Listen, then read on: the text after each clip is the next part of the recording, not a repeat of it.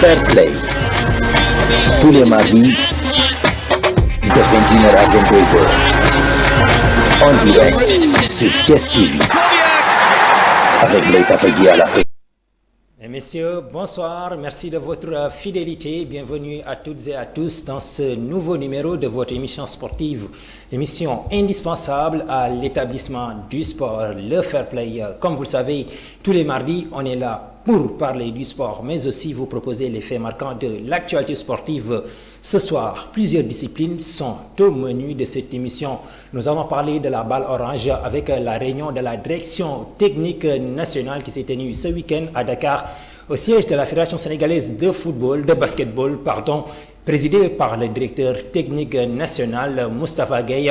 Mais aussi on parlera de la situation du sport au niveau du département de Thiès, particulièrement le football, mais aussi le football féminin avec l'équipe nationale du Sénégal qui a tout récemment remporté le tournoi de l'IFOA en Sierra Leone. Tout cela, nous y reviendrons avec notre invité du jour. Il s'agit d'un quelqu'un qu'on ne présente plus, un amiral dans l'armée sportive, bien sûr. Pourquoi?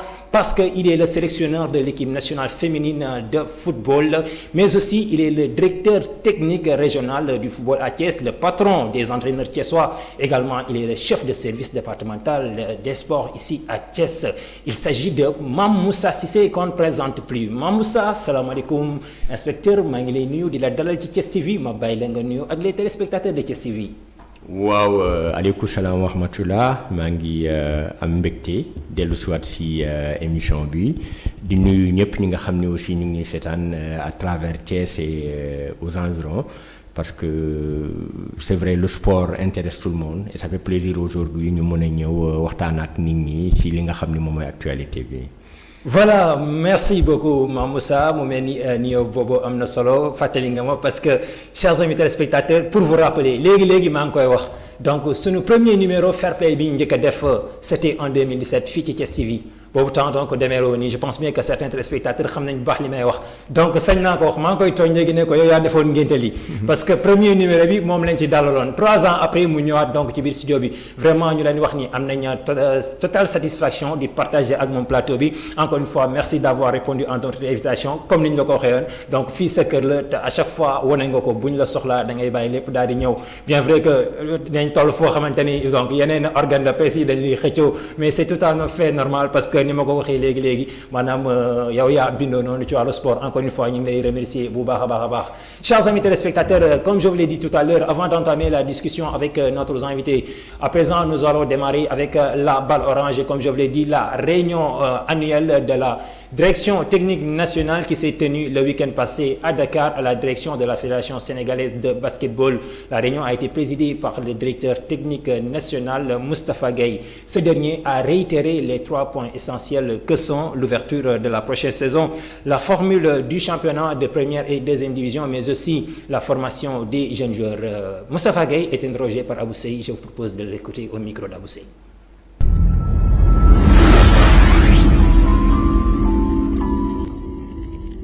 Nous avions jugé important de réunir et de rassembler notre expertise technique nationale pour parler des points essentiels pour un bon fonctionnement de la saison à venir. Les directeurs techniques régionaux, les entraîneurs nationaux et les membres de la direction technique ont été conviés et nous avons travaillé sur les formules du championnat D1 et deuxième division pour l'année à venir et l'année d'après. Nous avons travaillé sur le contenu du jeune joueur de formation, le compte de formation, comment on doit former nos jeunes joueurs.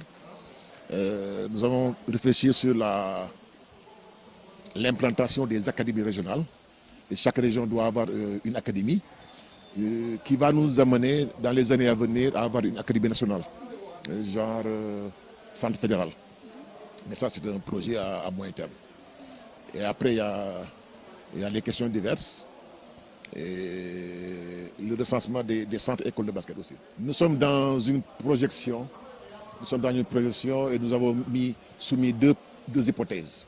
Celle-là de novembre, au cas où la décision des autorités est levée très tôt, mais si elle est maintenue jusqu'au mois d'octobre, c'est impossible de commencer au mois de novembre. Après, nous avons proposé une deuxième alternative, c'est le mois de janvier, avec 2 formules pour la D1 et la D2.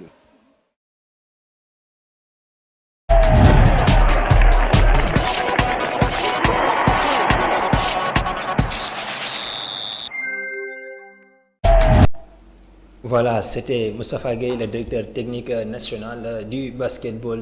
Monsieur Mamoussa Sy, rapidement, nous allons plonger dans le vif du sujet, comme ni ñu ko waxee. Donc tey nag laata may dugg ak yow ci loolu juste comme sànq ni ma ko waxee ci kàllaamay nasaraan donc ma def benn parenthèse rek daal di leen di rappeler ki nga xamante ne tey moom mooy sunu invité du jour. wax naa leen ko moom mooy monsieur Mamoussa Cissé nekk ki nga xamante ne moom moo jiite lépp luy tàggat yaram ci département bu Thiès parce que loolu moo tax ñu ni le chef de service départemental du sport ba noppi yamul foofu moom moo nekk le directeur technique régional du football c'est-à-dire kooku bu ñu ko waxee maanaam képp kuy entraîneur football nekk au niveau de la région de Thiès donc ci moom nga bootu moom mooy sa patron ba noppi it nekk ki nga xamante ne moom mooy tàggat xale yu jigéen yi nga xamante ne ñoom ñoo nekk ci équipe nationale football bu jigéen bi yàggul dara demoon nañu fële ca Sierra Leone daal di fay gagné benn raay wu am solo mu nekkoon loo xamante ne donc Sénégal gépp ba jamono ji ñu ngi koy savourer tellement que dafa rëy ci wàllu li nga xamante ne moom mooy wàllu tàggat yaram rawatina ci football féminin mu nekkoon une première loolu yëpp yaakaar naa boobu point dinañ ci ñëw ci cappaandawu émission bi donc tey moom moo toog nii ñu fas yéene sekk ak moom waxtaan wax ci li nga xamante ne moom mooy le sport thiessois rawatina li nga xamante ni moom mooy football bi nga xamante ne donc mën nañ ni moom mooy bi jiitu ci discipline sportive yi parce que mooy sport bi nga xamante ne c'est le sport roi dinañ ci waxtaan ak moom bu ñu ko temps bi mayee aussi tamit dinañ dugg ak moom ci yeneen discipline sportive waxtaan ci ak moom bu ko defee daal dinañu andil ay leeral ci lu bëree bëri donte dara lëndam fi waaye waxin la bu ko defee rapidement balaa ñuy dugg ci sujet bi actuellement directeur comme ni ma ko daan defee avec sama yeneen invité yi nga xamante ne daan nañ fi ñëw ku ne xam ne ni actuellement nii donc tartan yi kenn dematu ci di daw pelouse yi kenn duggati au niveau national moo tax may wax parquet yi noonu je pense bien que li ko waral xam nañ ko muy le contexte bi ñu nekk ak avec la pandémie daal di écarter ñëpp li nga xamante ne moom mooy RDG yi ak yu mel noonu tey mu nekk loo xamante ne pour une première donc ñun ñu fekkee ko ñu gis donc li mu fi def boobaak léegi nag sportif yi ñu ngi ciy bay seen waar bu baax a baax surtout au niveau du département de Thiès parce que yàggul nañu def nañ fi collecte jébbal ko ministère des sports mu jébbal ko ki nga xamante ne moom mooy Abdoulaye Diouf Sarr di jëwriñ coor wàllu paj mi ci biir dëkk bi mu nekkoon lu am solo tey bi mbas mi duggee ci réew mi ba léegi ak situation fi mu toll nii tey ban jàngat nga ci am tey bu fekkoon am na it benn message booy lancé di ko jëmale ci le public sportif thiessois lan lay doon. waaw ni nga ko waxee moom mooy mbas bi mooy loo xam ni moom daf ñu bett dal suñu kaw. ba pare mel ni ku nu mën parce que ni nu xalaate woon ni dina fi gaaw a jugee. demewul noonu donc loo xam ni tey jii dafa laal àddina bi yëpp. du rek Sénégal du rek Thiès dafa laal àddina bi yëpp. muy dul doon lu metti actuellement parce que dafa am ay impact yu bëri si wàllu sport bi si wàllu économie bi si wàllu culture fànn yëpp lay laal et donc tey jii li nga xam ni moom mooy li nu war moom mooy déjà ñu ñaan mu jóge fii mais aussi ñu ànd ak suñuy autorité étatique suñuy autorité médicale pour jéem a fexe xeex ak moom fi ñu toll nii tembe dañu nekk ci wàllu sensibilisation tey sport bi amul tey des activités moment bii nii da doon am activité comme nawetaan championnat bi ñu arrêté ko day wone importance su feebar bi mais tey sportif yi ñoo war a jël mbir mi def ko seen yëfu bopp te am na fan yi ci ginnaaw ak préfet convoqué na ma convoqué waa ODCAV yi pour que ñu commencer def une sensibilisation def porte à porte wax ak jeunes yi pour que ñoom ñu porter le message yóbbu ko dans les familles parce que aujourd'hui li nga xam ni xalaat nañ ni moo ko fi mën a dindi rek moom mooy nit ñi respecter les gestes barrières c'est-à-dire distanciation bi ñuy wax port du masque mais soo xoolee nit ñi ba tey dafa mel ni ñenn ñi gëmuñu ni feebar bi am na. Tout à fait. Des fois da ngay discuter ak ay nit ñu ne la est-ce que mus nga gis ku ko am est-ce que mus nga gis ku si dee parce que seen mbokk dalul leen wala dara. gisuñu ko kenn seen koñ mais tey c'est une maladie qui fait beaucoup de ravages. nit ñi nañ si jël conscience.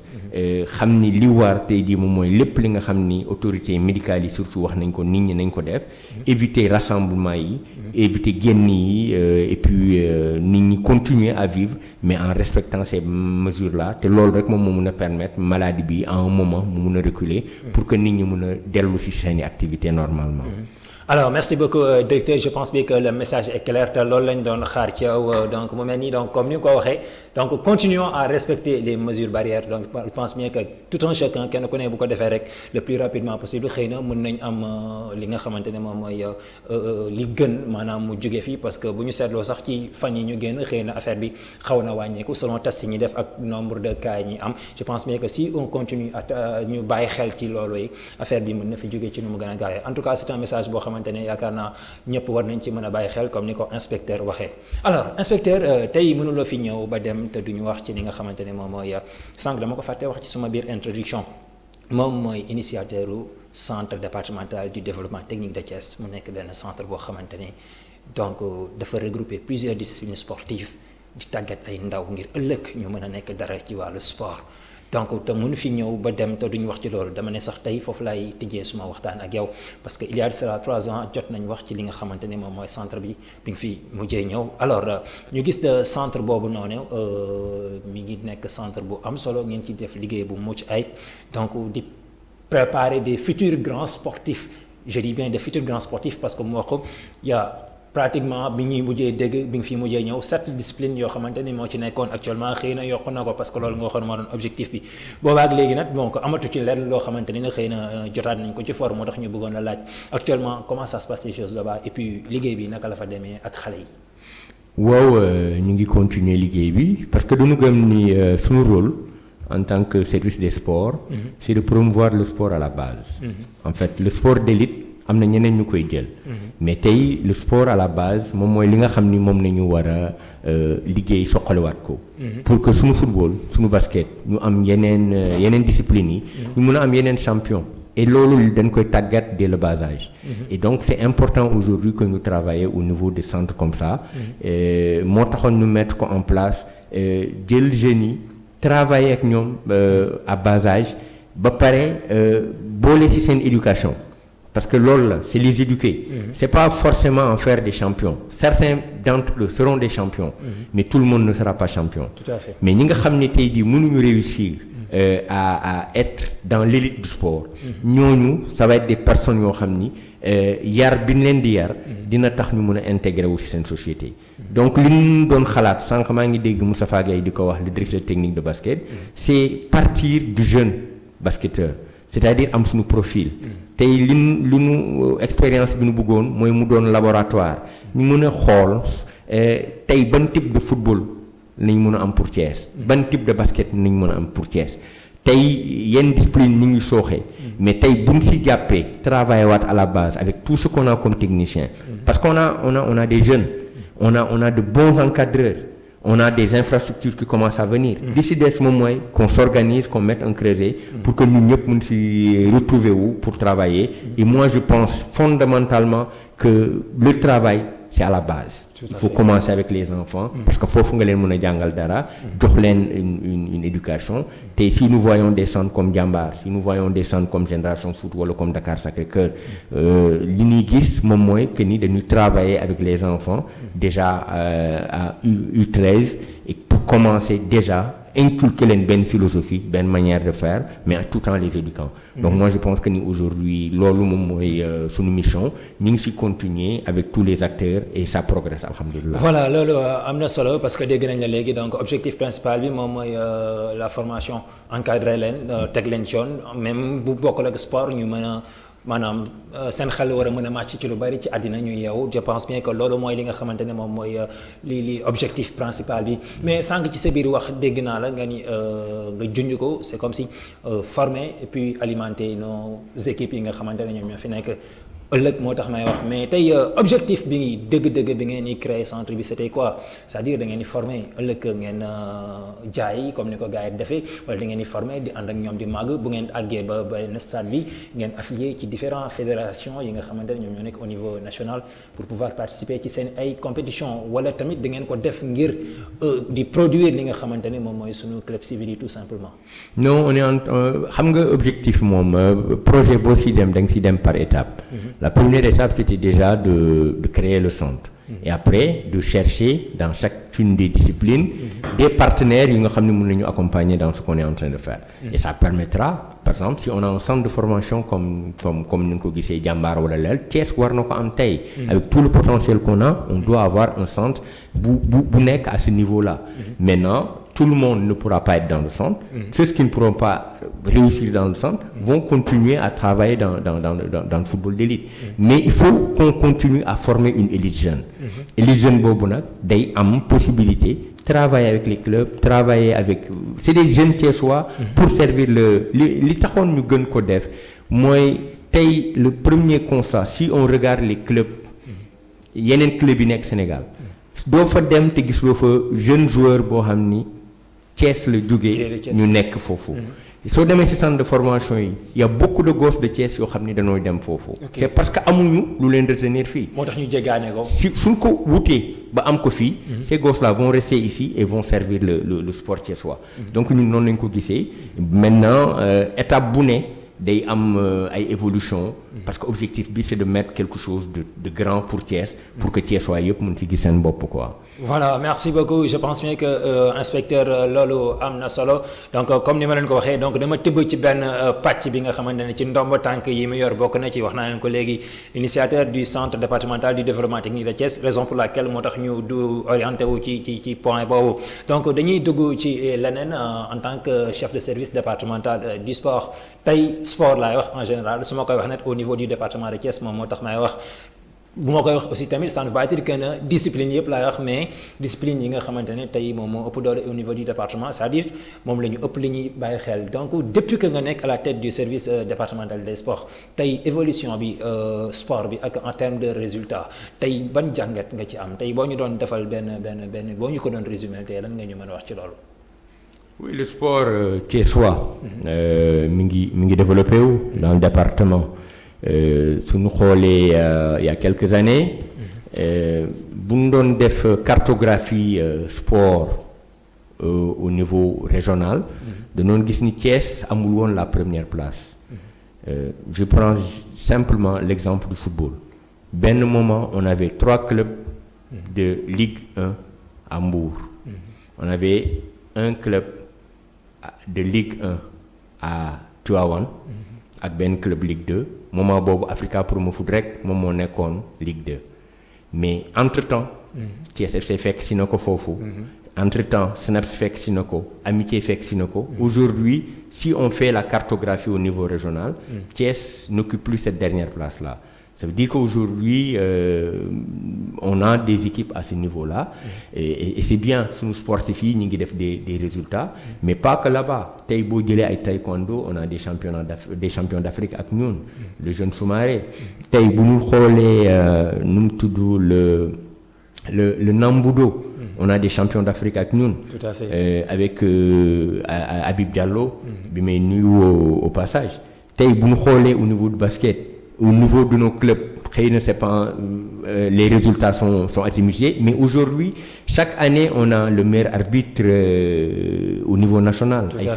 Donc, ça veut dire qu'aujourd'hui, am nañu ay résultats ndànk mais li ñu war a def tey jii mooy continuer parce que ñun suñu objectif nëbbuñu ko c'est de faire de Thiès le premier département du sport au Sénégal.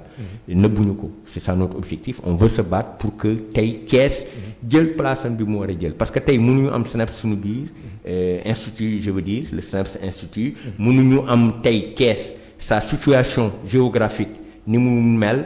Aujourd'hui nous sommes à 40 minutes avec l'autoroute à péage de la capitale. Nous sommes à 15 minutes de l'aéroport. Nous avons des universités. Nous avons aujourd'hui un potentiel bu ñu war a mën a permettre ñu mën a évoluer. Tey benn problème moo doon suñu problème c'était le problème des infrastructures mais tey jii am na ci jéego yu rëy parce que tey suñuy wax bëñ bu weex Stade Lat Dior moom mooy bëñ bu weex ci sport sénégalais par rapport ak loolu on a une salle de basket soo demee ci régions yi doo ko fa gis hippodrome am nañu hippodrome am nañu tey jii le stade Maniang Soumaré ñu ngi teg def nañu lancement bi pour am Tout à gazon fait. synthétique. Le terrain du CAT ñu ngi koy réhabilité avec les Kabir Pen ak seen association bi. Mais ça veut dire aujourd'hui que infrastructure yooyu bu ñëwee. fekk fi le potentiel que nous avons. sur le plan des joueurs et sur le plan des encadreurs. Thiès peut occuper rapidement cette place-là. Ça veut dire que ni pour man def nañu ay jéego. mais ba tey doyalaguma man li ma gëm moom mooy que ni place bi nu moom. ba tey yeggaguñ fa. donc ni ñu gën a liggéey parce que je suis pas quelqu'un qui se satisfait très vite des résultats. voilà am na solo inspecteur lu mu mën a nekk ci àddina ci domaine boo jël tout le monde sait que benn responsabilité. képp maanaam li ci nekk dafa bari waxatuma laa nga bot ci lu baree bari. te yow wax naa ko sànq suma biir introduction responsabilité yi nga yor moo bari te benn bi rek am na ay contraintes am na ay obstacles yu ci nekk tey jii yan obstacle yan contraintes ngay faral di affronter di ko surmonter pour fexe di évoluer le sport au niveau du département de Thiès. mais il y aura tout le temps des contraintes sport moo bokk mooy loo xam ni il faut mu am contrainte. Moi je pense que ni aujourd'hui benn xeex bi ñu doon xeex mooy fexe suñu sportif yi ànd. gisandoo am une pensée unique par rapport ak li ñuy def. parce que discipline bu nekk ak nan lay évoluer ak ña fa nekk nan nañu xalaatee. donc li ma bëggoon c'est que ñu am une unité de conception di dóorandoo di defandoo c'est vrai que ni discipline yi bokkuñu mais aujourd'hui war nañu mun a am une pensée une philosophie du sport thiessois man loolu laa gëm. te tey li taxoon ñu doon def ay séminaires di dajale toutes les disciplines. di def ay journées de formation travailler sur la planification. travailler sur la rédaction administrative travailler sur des trucs c'est pour que ñu am une unité de conception. parce que am na discipline yoo xam ne ñoo raw ñeneen ñi nan la ñuy fexe ba ñooñu mën a booster ñeneen ñi donc c'est parfois difficile. benn particularité bi mooy moi je suis du football. fa laa jóge moom laa gën a maîtriser. donc pour connaître les autres disciplines c'était assez difficile. C'était assez difficile pour moi. xëy na des fois sax nga ñëw fa nit ñi xoolee la comme quelqu'un du football. mais à un moment aussi le football a dit que ni waa ji bàyyi nañu mi ngi ci ñeneen ñi donc quelque part aussi c'est compliqué parce qu'il y a beaucoup de disciplines. surtout Thiès il y a un fusionnement foisonnement de disciplines mais aujourd'hui alhamdoulilah ñu ngi ciy dem et les gens commencent à comprendre lan nañu bëgg def pour Thiès su problème amee ils viennent discuter avec nous. et tey yàlla ñu dimbali pour que ñu ci def résultats yi ba tey di continuer di wutaat yenn résultats ci kanam comme ni ma ko waxee sànq ci ginnaaw. voilà am na solo inspecteur mu mel ni ñu ngi doon wax ci domaine des services départemental des sports cette fois-ci dañuy plongé wu ci casquette directeur technique régional comme ni ma ko waxee donc il est le patron des entraîneurs au niveau de la région de Thiès. le serviteur des entraîneurs.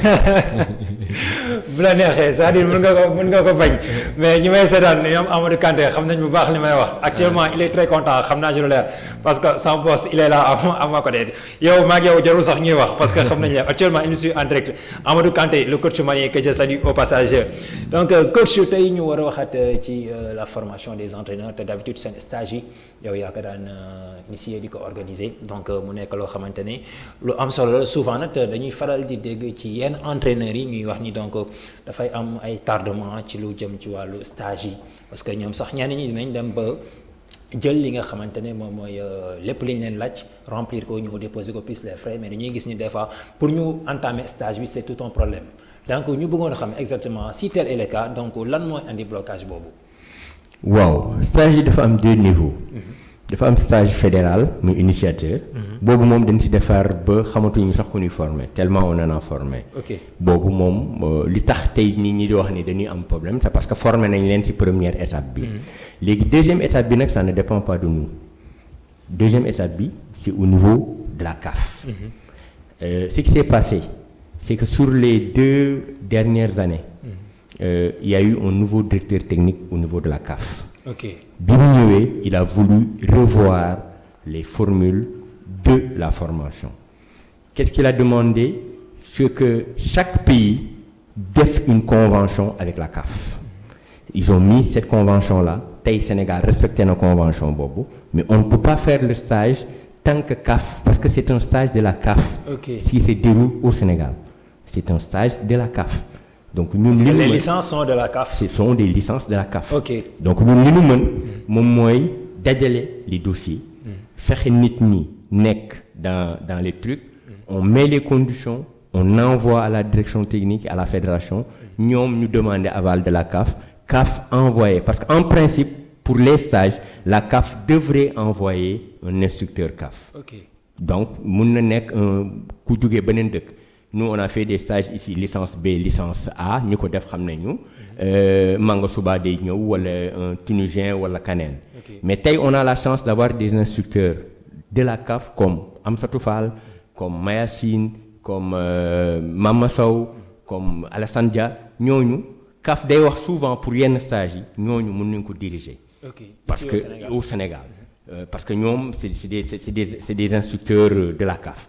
Donc tey aujourd'hui loolu moom mooy doon blocage bi mais tey je pense que ni loolu weesu nañ ko bu ñu duggee ci mbas mi nii il y a beaucoup de stages qui sont programmés mais mënaguñ ko def parce que mënul am loolu. Il y a même des choses yoo xam ne nit ñi évoluer nañu au niveau des licences A et B léegi dootul doon des stages yoo xam ni day doon des stages de longue durée ça va être des stages yoo xam ni dañ koy def sous forme de module. Donc vraiment c'est une question boo xam ni elle est importante pour permettre aux gens de comprendre li nga xam ni def. Surtout ci loolu sax la ñuy desandi parce que comme nous on est dans le milieu du sport dañuy dugg ci biir entraîneurs yi dañuy dugg ci biir joueurs yi dañuy dugg ci dirigeants yi donc il paraît que en 2015 amoon na benn stage de premier degré licence C bu ñu organisé woon à Mbour donc boobaak léegi ça fait pratiquement 5 ans te depuis lors donc mën nañ ñi nga xamante ne promotion bi nekkoon ci loolu tey ñi waroon a jot seen diplôme wax nañ ni ba léegi nii donc gisuñu loolu donc jotuñu ci li nga xamante ne moom mooy kayit gi ku ci mel ni tey mën naa ci lim ñu bokkoon ci promotion boobu le coach Sélénia ma koy saluer au passage. Le coach Papa Lay aussi mi ngi ci woon ak le coach Djibi Sow bi nga xamante ne actuellement il est au niveau des centres d'excellence ñoom ñoo bokkoon ci kii boobu te actuellement ñi ngi wax ni donc ba léegi jotuñu li nga xamante ne moom mooy diplôme bi actuellement lan moo waral li ni mel ba tax na mënuñu jot loole. Ils n'ont pas reçu leur premier degré. Mais leur licence C est disponible actuellement. Ça c'est la première parce que stage boobu man maa ko organisé donc xam naa li ci nekk. Il y a 2 stages yu ñu defandoo en même temps. Benn bi c'est la licence C, benn bi c'est le premier degré. Pour le premier degré il y a eu un blocage parce que moment bi ñu koy defar. bi ñu koy def le directeur de la formation bi fi nekkoon Aliou Ndaxte Bay. Moment boobu lay dem retraite.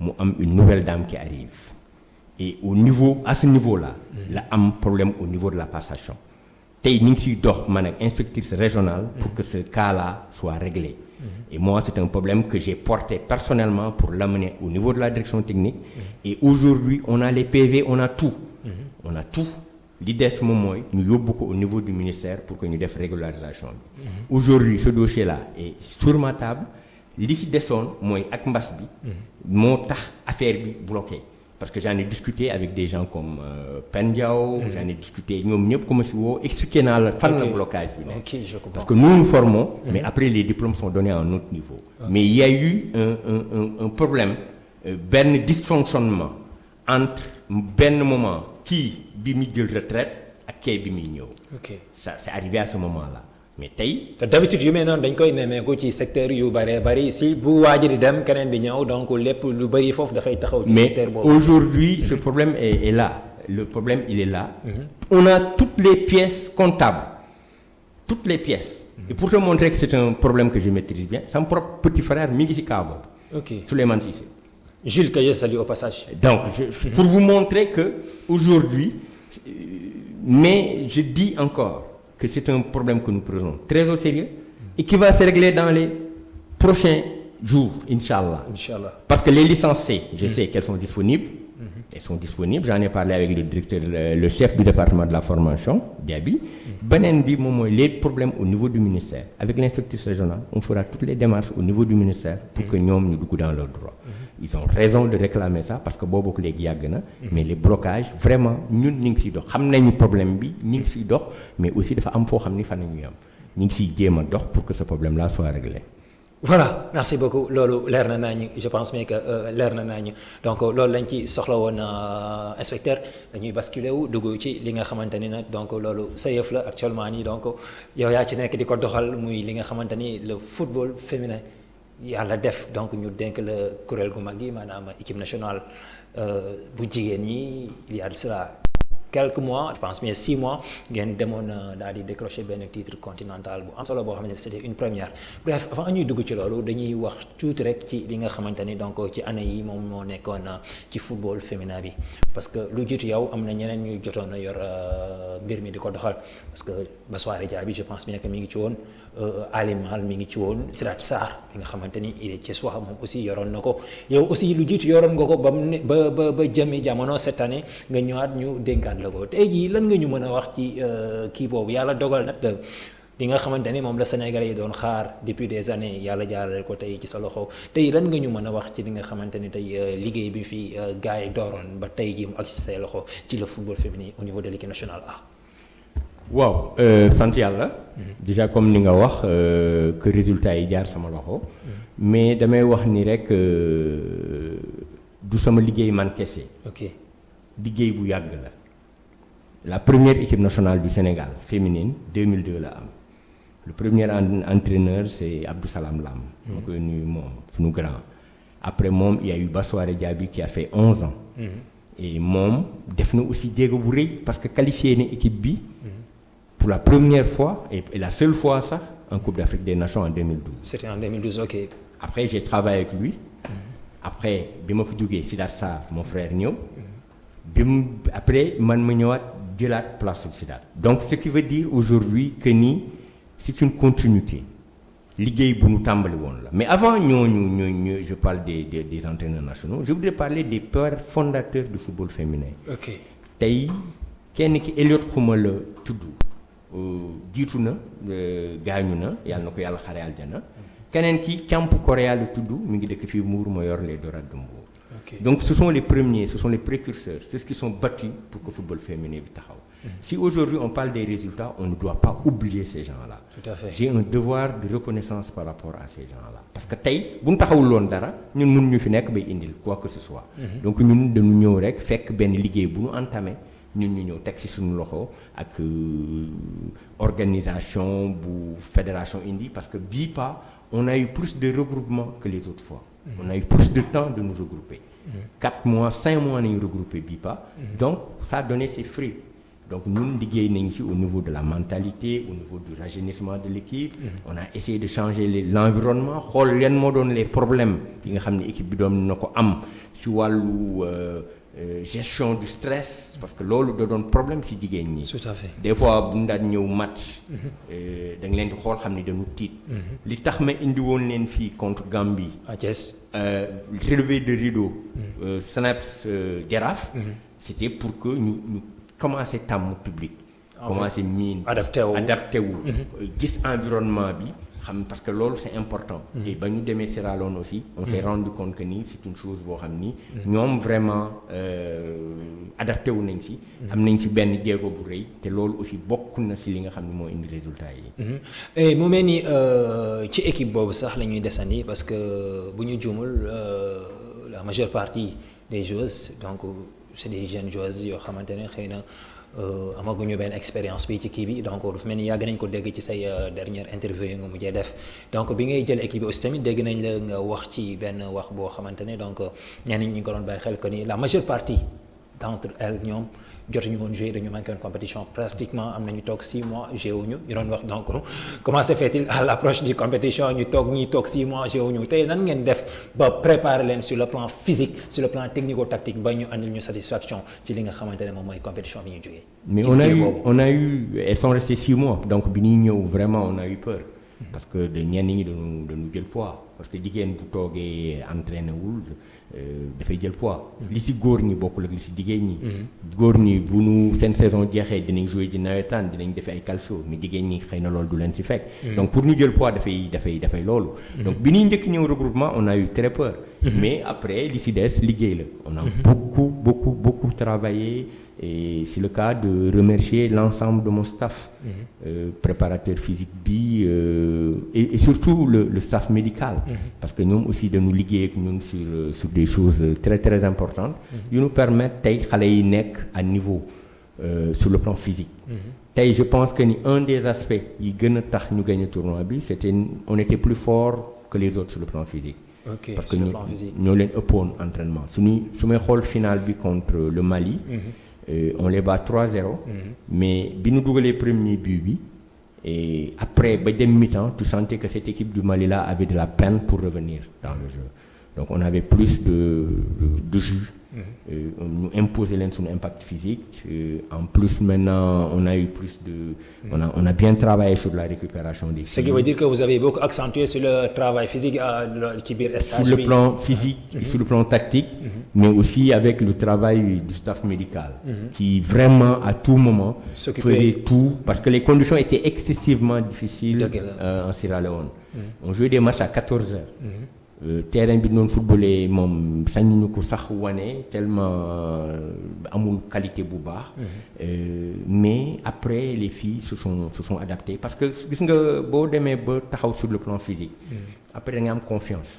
da ngay am confiance. Et vraiment je pense que ni ça a impacté ça a joué un rôle important si pour loolu quoi. Voilà mu mel ni léegi laal nga ko c'est-à-dire muy tournoi IFOA A bi nga xamante ni donc moom ngeen gagné en Sierra Leone donc mi ngi noonu il y a cela 6 mois donc mu nekk loo xamante ni une première ci histoire footballu féminin au Sénégal donc yàlla jaarale ko ci sa loxo nga doon leen tàggat nekkoon seen ginnaaw wan leen yoon bi ba tey def na je pense bien que keroog jour bi Sénégalais yëpp a kontaan rawatina ñi nga xamante ne ñoom ñooy Thiessois yi parce que seen doom moom moo demoon yóbbu équipe bi yàlla def ñu am ci lu mel nii donc balaa ñuy ñëw ci li nga xamante ne xewoon na foofu noonu juste rek pour rappeler les téléspectateurs parcours bi nga xamante ne sunu Lions yi def nañ ko foofu ca Sierra Leone donc ñoom ñu ngi nekkoon ci benn groupe de 4 boo xamante ne ñoom ñoo ci nekkoon avec la Guinée Sierra Leone ak Cap-Vert ci premier match bi Sénégal daal di joué ak Guinée gagné ko 1-0 deuxième match bi Sénégal gagné Cap-Vert 2-0 daal di qualifié li nga xamante ne moom mooy demi-finale ñu ñëw ci troisième journée bi daal di dajeek pays hôte bi nga xamante ne moom moo nekkoon pays organisateur bi nekkoon Sierra Leone ñu tenir ko en échec def 1 but partout Sénégal daal di am 7 points synonyme de qualification en demi-finale ñu ñëw demi-finale daal di daje ak Libéria gagné ko 2-1 laata ñuy dal ci Mali daal di koy gagné avec le score sans appel de 3-0 Mali nekkoon équipe boo xamante ni gis nañ li nga xamante ni moom la jot a def ci 4 premiers matchs yi parce que c'est pas pour rien ñu daal di dugal 15 buts en 4 sorties ba noppi encaissé ñu nekk meilleure attaque du tournoi meilleure défense du tournoi ngeen am leen en finale finalement Sénégal daal di koy corriger comme ni nga ko waxee 3-0 te est-ce que mën nga ñu defal benn bilan bu sommaire ba noppi revenir atal ñu ci performance bi nga xamante ne tey je pense bien que Sénégalais ñu ngi koy savourer ci tournoi boobu. Waaw c'était pas évident parce que déjà wax naa ko les conditions étaient très très difficiles mais on a fait comprendre aux filles que ni en Afrique mënuñu am lu yomb il faudrait donc ñu inculquer ça que ni déjà voyage bi dafa difficile woon ñu yegg il faisait excessivement chaud loo xam ne xëy na xale yi xamuñu ko terrain bi aussi c'était très très difficile à jouer et donc xale yi tey li ñu leen santoon moom mooy ñu dépasser contingence yooyu yëpp nekk rek ci match bi et donc première entrée en matière bi c'était déjà contre la Guinée déjà c'était un match important parce que suñu match ak Guinée déjà du yomb mukk déjà il y a en 2015 je pense bi ma yoree équipe bi dayee nañu fi ak Guinée dóor leen fi 1-0 dem seen dëkk ñoom ñu dóor ñu 1-0 donc série de pénalité nañ leen éliminer. C'était très difficile. Et donc tey suñu match ñu nag ñoom day metti trop. Donc mu doon c'est normal parce que derby la. mu doon nag premier match. Il fallait gagner ce match-là. Et donc bi ñu gagné mu am confiance. Deuxième match bi aussi quand on a gagné on était déjà qualifiés. Et même ça nous a permis de reposer certaines joueuses yenn cadres yi tourner un peu effectif bi. Parce que sur les 20 joueuses yu ñu yóbbu on a utilisé 17 joueuses. Utilisé nañ leen donc ça nous a permis de reposer certaines sur ce match-là. Et donc soo xoolee match boobu contre Sierra Leone contre pays organisateur on a fait 1-1 mais c'est parce que quelque part vous avez tourné l'effectif. On a tourné l'effectif et c'est en fin de match qu'on a égalisé ñoom ñoo mené 1 ba foog ni ñoom qualifié nañu ñoom moment boobu parce qu'ils avaient besoin de 3 points pour se qualifier moment boobu ñun on a marqué un but à la 91e minute. Dans les arrêts de jeu, nous avons les ultimes secondes. Ça veut dire après on a créé maintenant ben froid fofu. Nous vraiment nous mérons si lep. Et final bi, on a joué dans un contexte hostile parce que tout le public était pour le Mali.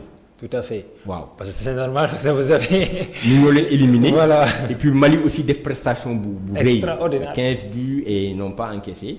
Donc les premiers buts non encaissés, moi buts donc je pense que le mental a beaucoup joué sur ce tournoi-là et on a beaucoup insisté sur ça. Pour que nous comprenions que dans la compétition de haut niveau, les aspects physiques et tactiques amna solo.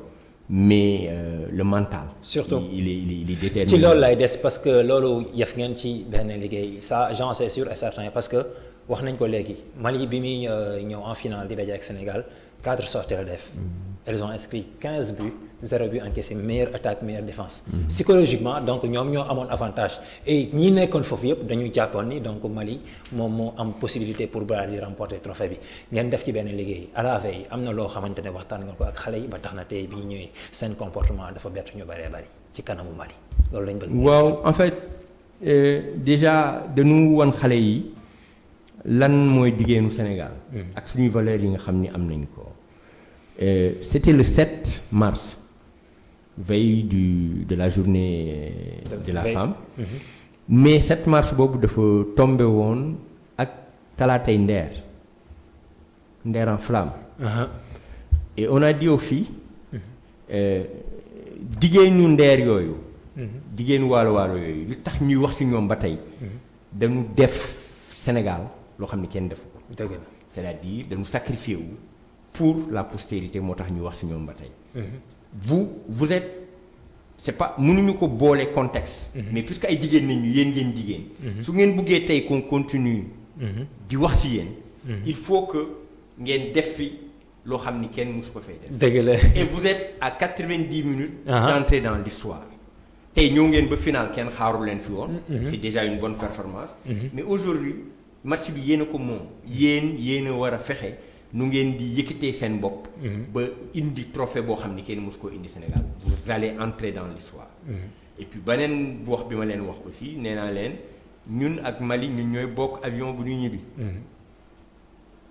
benn coupe mooy nekk ci avion bi ak ñaari équipe. Donc si vous voulez jouer def le voyage le plus long de votre vie. Faites l'effort de perdre ce match-là. Si vous perdez, vous allez. Et après, ce sont des choses qui ont joué. Et elles ont joué avec ça. Vraiment, quand j'ai des vues à l'échauffement, pareil, j'ai dit à mon assistant de préparation physique, je sens que les filles vont faire quelque chose de grand aujourd'hui. Je sens que les tailles, bisou quoi, bisou victoire là. Et vraiment, avec le message du président de la fédération aussi, qui leur a dit, jouez, faites-vous plaisir. Quel que soit le résultat, nous, on est déjà fiers. Mais nous, elles ont tenu à mener le trophée. Et je pense qu'aujourd'hui, elles l'ont fait. Il faudra les féliciter pour leur engagement et leur maturité, malgré leur jeune âge. Parce qu'elles sont, pour la plupart, assez jeunes. Mais aujourd'hui, vraiment, nous avons commencé à maturité et comprendre c'est quoi la compétition de haut niveau en Afrique. Voilà. Coach. waaw institut moom sañ naa wax coach sañ naa ko wax voilà donc félicitations encore une fois donc mu nekk loo xamante ni donc ñëpp am nañ ci mbégte comme ni ma ko waxee sànq rawatina ñun waa Thiès parce que doomu Thiès la ñu wax ni tey yàlla ci loxoom la ko jaarale pour une première Sénégal daal di am raaya bu njëkk au niveau continental ci wàllu jigéen ñi yàlla jaarale ko ci loxoom donc occasion la kon tey ñu félicité rek di la wax ni donc. Thiès waaye fi am nañ fierté ci yow vraiment rawatina ñi nga xamante ne tey ñoom ñooy xale yi nga xamante ne ñoom ñoo demoon ci campagne boobu donc ñi nga xamante ne ñoom ñooy staff technique bi la doon accompagner. Alors dinañ wax tamit toujours ci beneen fànn ci wàllu foot féminin bi ba léegi parce que yow jot nga football jot nga yor équipe bu garçon donc gis nga xam nga ñaari milieu yëpp lu ci nekk donc donte contexte yi bokkul mais actuellement mën nañu wax ni donc am na différence ci footballu góor ak footballu jigéen donte rectangle vert bi ñoom ñooy tolloo même dimension donte benn ballon la c'est 11-11 plus les arbitres ak ñi ciy nekk tey boo ñu doon différencier le football masculin ak le football féminin tey ci ban nan nga ñu koy jàngatale. oui mais psychologie yi bokkul psychologie féminine ak psychologie masculine bokkul. góor ak jigéen moom bokkuñu déjà au niveau de la constitution physique bokkul jigéen day am problème pour dem en hauteur déjà pour tëb parce que au niveau musculaire. ok day am ses fibres et elle a moins de fibres rapides que les garçons. beneen bi au niveau émotionnel. jigéen dafa gaaw tiit. jigéen lu ko jaxase lu ko perturbé dafa gaaw et aujourd'hui le haut niveau mais c'est du stress c'est de l'angoisse dama war a jouer un match de haut niveau demain mais da ngay stressé comment gérer ce stress là comment gérer l'environnement comment gérer loolu góor ñi ñoo ko ëpp jigéen ñi parce que yenn yi góor ñi c'est vrai que di nga gis góor bu tiit wala bu jaxasoo mais du yàgg mais jigéen des fois daf leen di perturber ci gis nga jàngat bi ma si def moment bi nga xam ni ñun yor nañu équipe nationale je me suis rendu compte que nii contre le Nigeria on a fait 1-1 ici. à domicile. contre le Cameroun on a fait 1-1 ici. contre l'Égypte on a fait 2-1 ici mais li ma njëkk constaté c'est que nous prenons d'abord les buts avant de réagir. Okay. Ça veut dire qu'au début de match les filles sont tétanisées. Okay. Et on l'a vu si suñu ñaari match yi nous joué contre Gambie. Dans les 10 premières minutes l'équipe pouvait prendre des buts. La preuve à Thiès la Gambie a marqué un but. Arbitre refusé ko pour position de hors-jeu.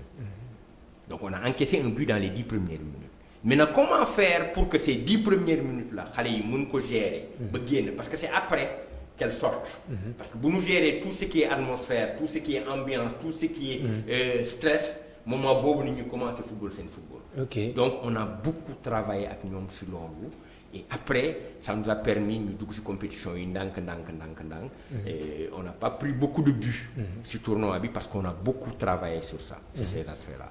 Donc moi je pense que aujourd'hui différence bi foofu la nekk la gestion des émotions la gestion de loolu et puis jigéen aussi il faut mu am confiance il faut nga waxtaan ak moom.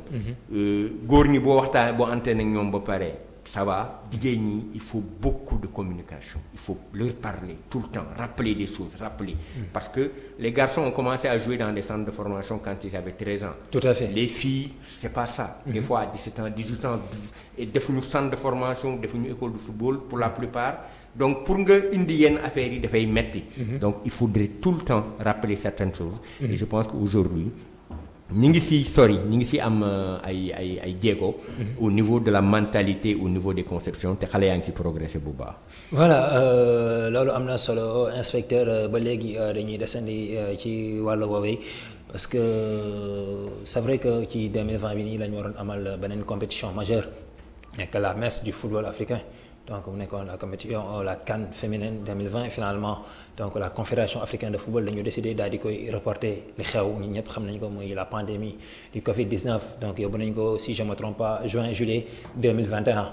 Mais avant loolu donc am na beneen échéance yu nekk seen kanam c'est-à-dire les éliminatoires parce que amoon na préliminaire boo xamante ne waroon ngeen ci am benn match aller-retour contre le Libéria bi ngeen xamante ne daje woon ngeen en demi-finale jot ngeen laale bu ngeen ci pare woon en cas de qualification le Mali mi ngi doon campé je pense bien di xaar ci deuxième et dernier tour bi donc bu ngeen ko yàlla defee qualification mu nekk une deuxième fois ci histoire Sénégal daal di dem ci kii boobu tey est-ce que yéen a ngi commencé liggéey ci future échéance yi maanaam préliminaire yi teg seen programme boo xamante ne leen permettre ci ngeen di mën a jaar pour ngeen mën a aborder rencontre yooyu ci ni ngeen ci xaar.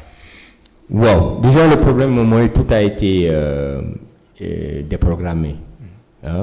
Donc ce sont plus des programmes qui loolu parce que la compétition elle-même a été déprogrammée. Mais beneen bi moom mooy aujourd'hui soo amul programme soo amul échéance bu taxaw pour nga dugg regroupement des compliqué. Et avec aujourd'hui la pandémie boobook léegi équipe nationale yi ñu ngi bëgg regroupement mais les conditions sont difficiles à réunir. Aujourd'hui équipe yi nga xam ni tey ñoom ñoo nekk en pole position c'est les U17 masculins ak U20 masculins ñoom ñi nga xam dañuy am ay tournois yi ñëw ci kanam nii. ñoom ñooy dugg regroupement. Mais ñi ngi préparé avec la direction technique parce que là je pense que aujourd'hui les gens ont compris que pour filles yi il faut vraiment ñu jox leen beaucoup de temps de travail parce qu'elles ont besoin de beaucoup travailler pour pouvoir véritablement nekk niveau bi nga xam ni moom lañ leen di xaar. Donc je pense que aujourd'hui ñi ngi siy liggéey avec le directeur technique te du yàgg xëy na bu ñu commencé dugalaat équipe yi regroupement. dinañ permettre fii aussi et j'en profite pour dire que ni aussi suñu équipe U20 bi vraiment defoon na une bonne performance. Équipe féminine bi parce que dem gagné woon déjà son premier match contre Sierra Leone. ba waroon na daje ak Tanzanie. Donc déjà ñoom ñi ngi commencé à leur âge à commencer à gagner. tey ñi ngi commencé à voyager en Afrique ñi ngi commencé xam lan mooy environnement bi ñooñu boo si ci bi di leen indi léegi si équipe A bi dina fekk am na loo xam ni maîtriser nañ ko si environnement bi dina fekk maîtriser nañ ko si gestion équipe bi. Donc dina permettre mu faciliter encore davantage le travail au niveau de l'équipe A. Donc ñoom aussi ñu leen di féliciter si liggéey bi nga xam ni ñu ngi koy def et ce qui est un travail véritablement boo xam ni je suis ça de très près mais vraiment c'est un travail très professionnel et ça va porter je pense si prochaine année yi parce que ça va nous permettre rajeunissement bi nga xam ni si ni ñu nekkoon ñu yegg si carrément parce qu'on avait fait juste un rajeunissement à 60% parce que mënuñu woon changer équipe bi carrément il fallait laisser certaines joueuses yu am expérience des cadres voilà pour ñu nekk xale yi accompagner leen mais ça va se faire progressivement jusqu'à ce que ñu am une équipe complètement rajeunie avec beneen état d'esprit beneen fighting spirit bu ñu mën a permettre pour que aujourd'hui ñu commencer nag dem fight ci Afrique parce que affaire bi moom mooy il faut qu'on fasse partie des meilleurs en Afrique parce que le potentiel il est là. Et retourner pour la prochaine Coupe d'Afrique des Nations pour la deuxième fois. Parce que yàgg na depuis 2012 ba léegi. bëgg nañ ko et c'est important mais je pense que ñu ngi woon ci dynamique bu positive. Je pense que ak tournoi bi ni ñu ci jógee woon. su ñu demoon xëy na ci éliminatoire yi. man de amoon naa yaakaar. que ni mënoon nañu ci génn parce que déjà on avait un avantage psychologique sur ces deux équipes là yi nga xam ne ñoom lañu waroon taseel je sais que naru woon yomb nag parce que équipe yi ñu dajaloon la mais vraiment les filles aussi étaient préparées pour faire ce qu'il faut parce que ñoom lenn rek la ñu gisoon qualification parce que li ñu jàppoon mooy tournoi bi c'était juste pour nous un prétexte pour nous préparer pour ces éliminatoires là. Voilà, chers amis téléspectateurs, je vous rappelle que vous êtes toujours en direct sur la Thiès TV dans l'émission Fair Play avec notre invité du jour, Mame Moussa Cissé, chef de service départemental du sport à Thiès, sélectionneur de l'équipe nationale féminine de football. mu mel nii da ngay jot a développé am na solo ci football féminin bi dañuy jógee foofu daal di basculer wu ci le foot masculin avec les Lions du Sénégal bi nga xamante ni donc am na benn fenêtre bu la ñuy xaar donc dans un mois. am nañ ay rencontres hyper importants muy tombé ak ay dates FIFA des matchs amicaux yu xamante ne donc dina leen permettre ñu mën a préparer wu par rapport ak li desoon ci qualification au CAN bi donc le 9 octobre wax nañ ni Maroc lañ jëm fas yéene jouer ak moom à Rabat 3 jours après dañuy ñibbisi te boobaa à Thiès la ñuy ñëw fas yéene jouer contre les Mourabitoun la Mauritanie boobu tamit mu nekk rencontre boo xamante ne rencontre historique lay doon sañ naa ko wax parce que ñoom ñaar donc bu ñu fàttalikoo xëy na dans le passé daje woon nañ bu yàgg ak yàgg mais ci 20 ans yi ñu day bonk jaayuñ ci équipe A bi xëy na en petite catégorie mu nekk match boo xamante ne match bu am solo lay doon yàlla def ñu war koy jouer à Thiès au stade Lat Dior comme ni ko autorité waxee donc noonu la mais Dieu a fait que vous êtes le chef de service départemental des sports tey ñu bëggoon a xam ci rencontre boobu nga xamante ne moom moo ñuy xaar le 13 octobre les autorités administratives yi nekk à Thiès les autorités sportives en commençant par vous service départemental service régional jaree ko ci la ligue régionale bi nga xamante ne maître Pape Sidi Lo moom moo ko jiite tey lan la fédération di xaar ci yéen sur le plan organisationnel pour que rencontre bi ñu mën ko def ci condition yu optimale comme ni ko Sénégalais di xaare. waaw je pense que fédération li muy xaar si ñun mooy li mu daan xaar si ñun rek. et aujourd'hui je sais que ni ñoom xam nañ ni on a les capacités pour organiser des matchs comme ça parce que c'est pas le premier match bu ñuy joué fii à Lat Dior. Et même avant ça la Ligue a organisé des matchs même dans le cadre de compétition de Coupe d'Afrique. fële à Mbour def nañu fii FOA A bi à Thiès. et ça a été une réussite. donc ñoom xam nañ ni véritablement que ni tey Thiès mun nañ jox Thiès confiance. pour que ñu organiser loolu parce que bu mbir yu mel ni amee. tout le monde toute la population. à commencer par le gouverneur, les préfets, aujourd'hui les maires, la Ligue, tout le mouvement sportif est mobilisé pour que l'on donne l'eau. Et je pense que dans les prochains jours, il va y avoir des rencontres pour que nous puissions aller dans ce sens. Déjà ce matin rek l'inspectrice régionale a fait une visite au stade Lat Dior pour xool un peu l'état des lieux. Man demain matin je dois faire une visite foofu pour xool parce que nous rendons compte fidèlement et périodiquement à l'autorité pour wax ko terrain bi fan la yam lan mooy problème yi lan nañ ci war a yokk lan nañ ci lii bu ñu defee lii tondre dañu war a tondre dañu war a lii dañu war a loolu donc aujourd'hui nit ñi ñu ngi ci liggéey boobu ak léegi xëy na nit ñi xamuñu ko mais il y a tout le temps des équipes de la fédération qui viennent pour defaraat terrain bi pour que mu nekk loolu parce que sànq ni ma ko waxee benn bëñ la te benn bëñ dafa war a weex donc tey on ne peut pas se permettre terrain bi bañ a am qualité bi nga xam ne moom la war a am donc toutes les autorités daal je sais seront encore à pied d'œuvre pour que ñu réussir encore une fois cette rencontre là parce que c'est au-delà de Thiès c'est l'image du Sénégal qu'il faudrait montrer mu donne une image reluisante de notre sport et de notre football. Voilà en tant que sportif ba tey sànq wax naa ko tey est-ce que mën nga ñu wax importance su rencontre boobu Sénégal Mauritanie bu ñu ko waxee rek kooku dafa am lu bëree bëri lu muy signifier parce que ñaari dëkk yi gis nañ ñu mu dem te bëri na ci ñoo xamante ni donc ñu ngi koy xaar avec beaucoup d'intérêt tey lan nga ñu mën a wax ci rencontre boobu nga xamante ni moom moo war a am à Thiès. Mais quand on est entraîneur il faut jouer des matchs amicaux. Parce que jouer match amical moo lay permettre nga xam parce que tey Maroc ak Mauritanie. C'est des pays arabes. Donc am nañu lu ñu xaw a nuroo donc entraîneur bi am na lu muy wut. Dans ce genre de match là pour xool aujourd'hui par rapport son équipe par rapport à des rencontres comme ça nan lañu war a préparer woo nan nañ ko mun a et donc match amical bi ça lui permet déjà de se projeter sur un match qui n'est pas arrivé. Tey boo demaatee ba compétition officielle nga amaat match bu mel noonu di nga xam. Sur quelle base nga mun a demee si yenn yi parce que le haut niveau c'est ça. Il faut essayer de partir sur des certitudes. Et Sénégal a eu toujours des difficultés avec les pays maghrébiens la preuve on l'a vu lors de la dernière CAN avec l'Algérie gis nañ ñu mu demee donc est-ce que du ci loolu ci dynamique boobu la nekk. pour peut-être avec l'Algérie sur cette confrontation mais aujourd'hui contre la Tunisie contre le Maroc contre le Sénégal a fait de bons matchs ces dernières années.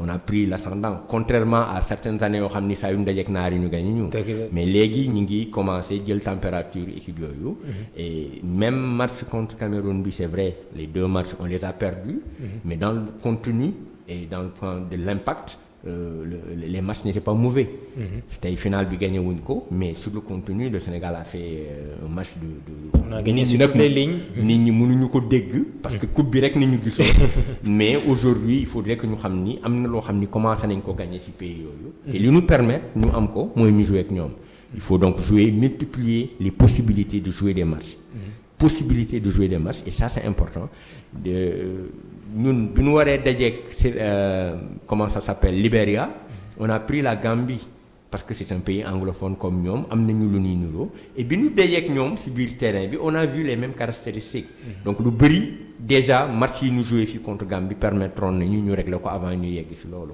donc c'est important de jouer ce genre de match là et aujourd'hui on espère que Sénégal def de bonnes prestations amaat encore un peu plus de confiance dans li nga xam ni moom nit ñi jëm pour nous permettre encore de nous qualifier à la Coupe d'Afrique et chercher encore à nous qualifier à une autre Coupe du monde. Voilà mu mel ni loolu am na solo mais dañuy dem ci sunu point bu mujj moom mooy je pense bien que dugg nañ ci sax waaye dañ ci duggul carrément moom mooy ci mbiru infrastructure yi à Thiès parce que bu yàggul dara il y a quelques semaines ñu ngi doon def la cérémonie de lancement des travaux du stade Maniang Soumaré je pense bien que yaa ngi fa woon donc gis nañ li nga xamante ne keroog moom moo fa am donc ouvriers yi bientôt dinañ entamer travaux yi ngir que stade Maniang Soumaré daal di war a mën a am beneen xar kanam nekk stade mythique xam nga nekk ci biir diggu ville bi. tey ñu gis ni donc Thiessois yëpp am nañ ci satisfaction ci loolee tey bu mbir mi àggee bu yàlla defee ak jàmm en décembre ñu inauguré ko tey lan nga mën a wax ci Thiessois yi ci wàllu comportement par rapport ak enceinte boobu nga xamante ni dañ ko fas yéene salaat par le biais de la fédération sénégalaise de football. mais un comportement responsable bi ñu leen xamee tey Thiès les gens pensaient que bu ñu amee stade Lat Dior au bout de 6 mois mu yàqu. Les clubs ont joué ici. Et on dit ñun bëgguñu sax dugg ci vestiaire yi nañ ko teel équipe A lii duñ ko laal te ñun dinañ participer en notre manière pour que stade bi nga xam ni c'est un bijou pour Thiès mu gën a jëm kanam.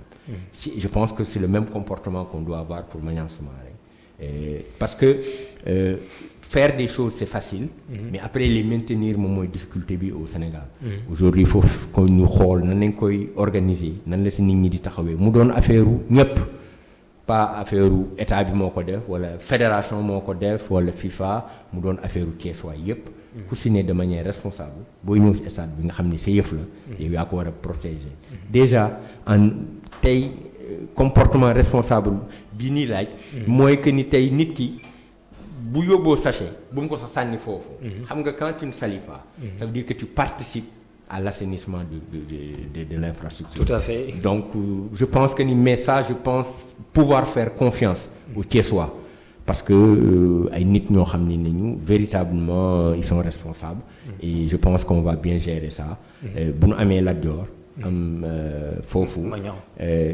jéem a góorgóorlu xool champ de course nu ñu koy amee fii rek ci kanam dootuñu yooyu benn infrastructure mais nag mérité nañu ko soo déggee ministre bi li mu fi wax nee na mi ngi remercier Thiessois yi parce que boobook léegi métti woon na yàgg na mais mosul dégg benn yoon nit wax joo xam ni ñagas na jëmee ci autorités yi xaar nañu ba mu jot tey jot na nag yegsi na nañu fexe nu ñu ko sauvegarder pour que mu bañ a yàquwaat parce que bu yàquwaatee aussi ça peut prendre le temps que ça a pris pour que ñu defaraat ko.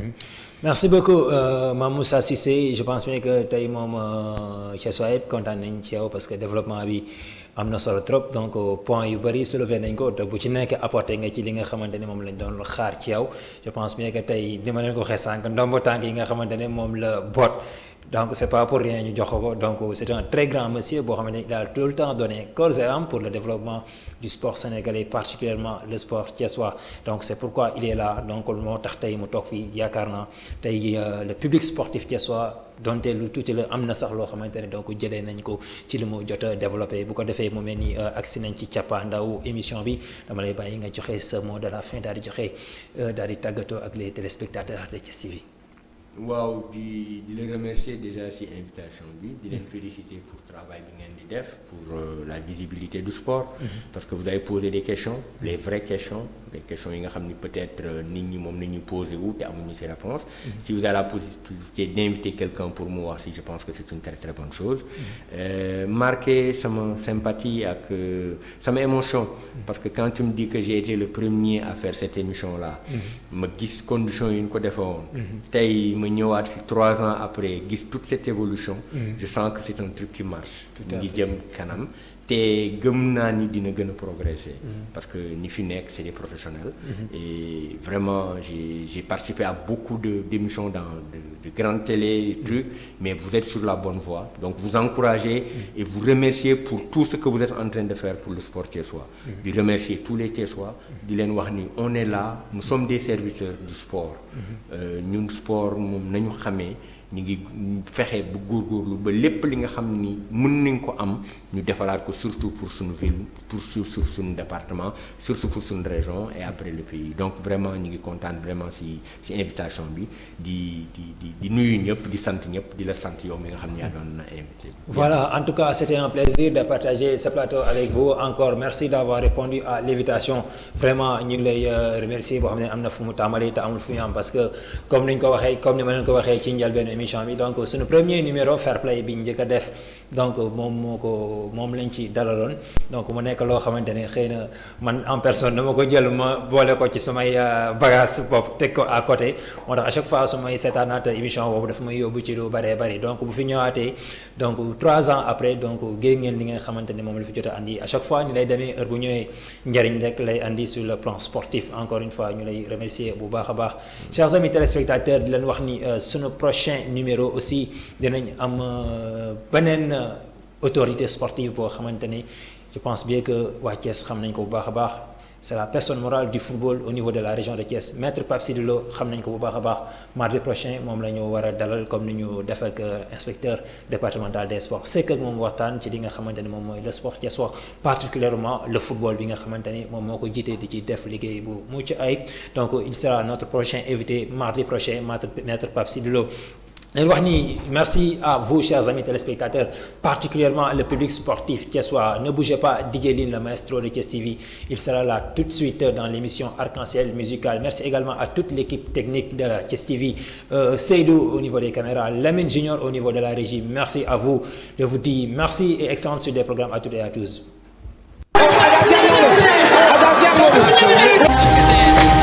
Fair Play tous les mardis de 21h à 22h en direct sur Thiès TV avec Lay Papa Guy à la présentation.